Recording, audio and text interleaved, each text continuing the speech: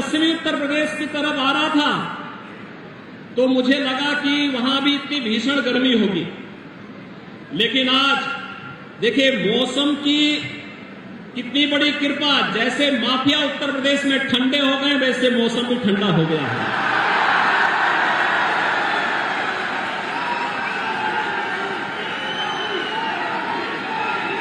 मुझे सुबह बताया गया, मैं रात्रि को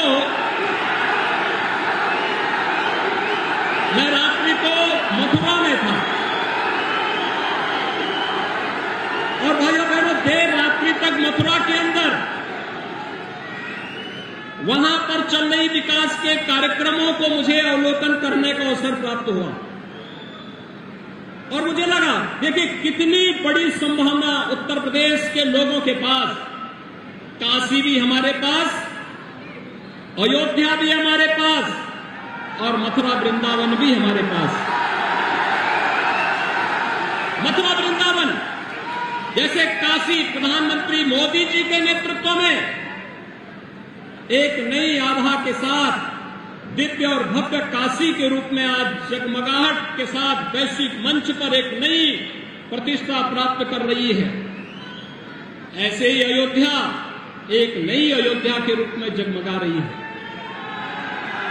और मुझे लगता है हर भारतवासी दुनिया के अंदर जहां कहीं भी सनातन हिंदू धर्मावलंबी होगा, भारत का शुभचिंतक होगा, वह जनवरी 2024 का इंतजार कर रहा है जब रामलला अपने स्वयं के भव्य मंदिर में विराजमान होंगे। अयोध्या में वो दिन भी नजदीक आने वाला है। और मैं कल मथुरा वृंदावन की जगमगाहट को, वहां पे चल रहे कार्यक्रमों को भी देख रहा था। देर रात्रि तक मुझे अनेक स्थानों में जाने का अवसर प्राप्त हुआ, लेकिन आज प्रातः जब मैंने मालूम किया कि क्या स्थिति है गौतम बुद्ध नगर की, तो मुझे बताया गया बारिश हो रही है। कैसे कार्यक्रम होंगे?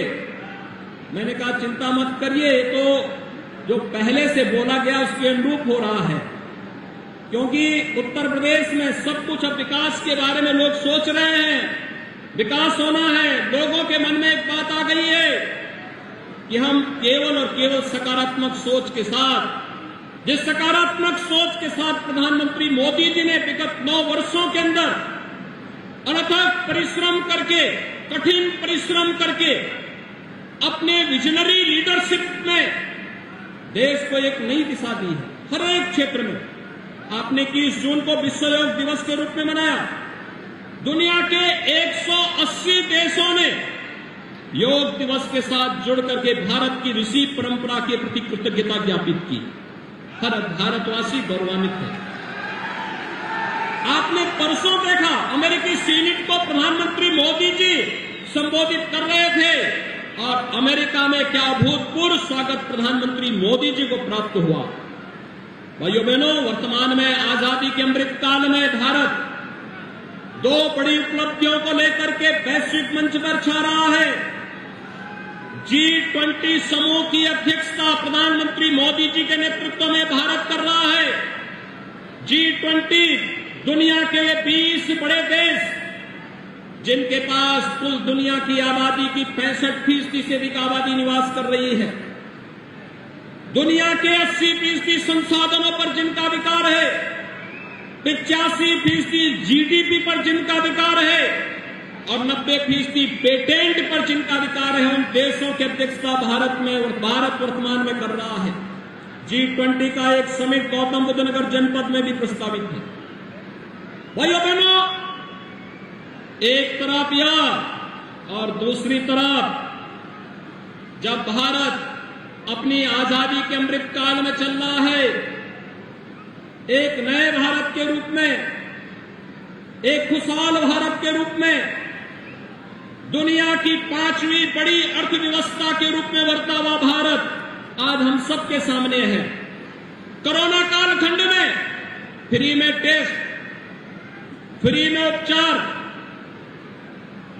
फ्री में वैक्सीन और 3.25 वर्षों से 80 करोड़ लोगों को प्रधानमंत्री मोदी जी के नेतृत्व में फ्री में राशन की सुविधा का लाभ भी भारत दे रहा है। दुनिया के अंदर कोई देश नहीं दे रहा है।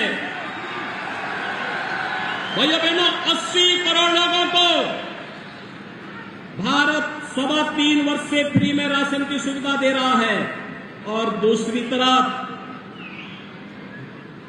1947 में भारत का विभाजन करके बना हुआ पाकिस्तान एक एक रोटी के लिए मोहताज हो रहा है। जब भारत अपनी आजादी का अमृत महोत्सव मना रहा है, तब भारत खुशहाली की ओर से दुनिया की एक बड़ी आर्थिक ताकत के रूप में उभर रहा है। भारत के नागरिकों में समृद्धि आ रही है। भारत विकास की एक नई यात्रा के साथ आगे बढ़ रहा है और ये यात्रा इसी प्रकार से बनी रही। 2027 आते आते भारत दुनिया की तीसरी बड़ी अर्थव्यवस्था के रूप में स्थापित होगा।